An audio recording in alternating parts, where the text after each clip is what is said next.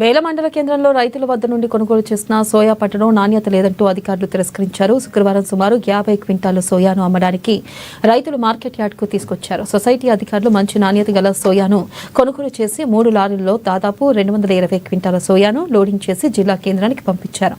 పంట నాణ్యత సరిగ్గా లేదంటూ కొనుగోలు కేంద్రాల నిర్వాహకులు తిరస్కరించారు. దీంతో 3 లారీల్లో దాదాపు 220 క్వింటాల సోయా తిరిగి బేల మార్కెట్ యార్డ్లో అన్లోడింగ్ చేశారు.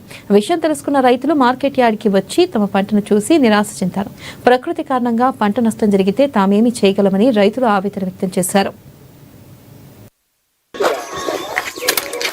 సునీల్ అండి, మాది వచ్చేసి సాంగడి గ్రామం. మా నారాయణపూర్ శివారం గత నెల 19వ డేటు మార్కెట్ వాళ్ళు అలాట్మెంట్ ఇచ్చిళ్ళు.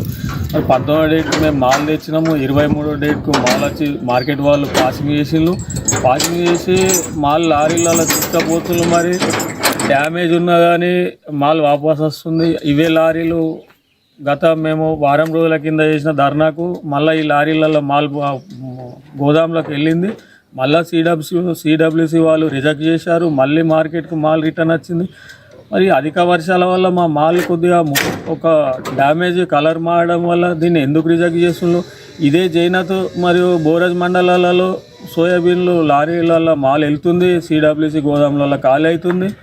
మరి బేల మండల రైతుల పైన మార్కెట్ అధికారులకు ఎందుకు ఇంత వివక్ష చూపెడుతుందో అర్థం కావడం లేదు. మరి మా మాల్ ఎక్కడ అమ్ముకోవాలా, మా డబ్బు మేము చేసిన అప్పులు ఎలా తీర్చాలో మాకు అర్థం కావడం లేదు. దీనిపైన కేంద్ర రాష్ట్ర ప్రభుత్వాలు కొంచెం దృష్టి సారించి రైతే రాజన్న మాటని నిజం చేస్తే మేము రైతులమందరం సంతోషపడతాం. ప్రస్తుతమైతే రైతుల పరిస్థితి రాజుగా లేదు, ఒక బీదవాడిగా బిచ్చగాడిగా తయారైంది. ఈ మాట మాట్లాడాలంటే మాకే సిగ్గు అనిపిస్తున్నది.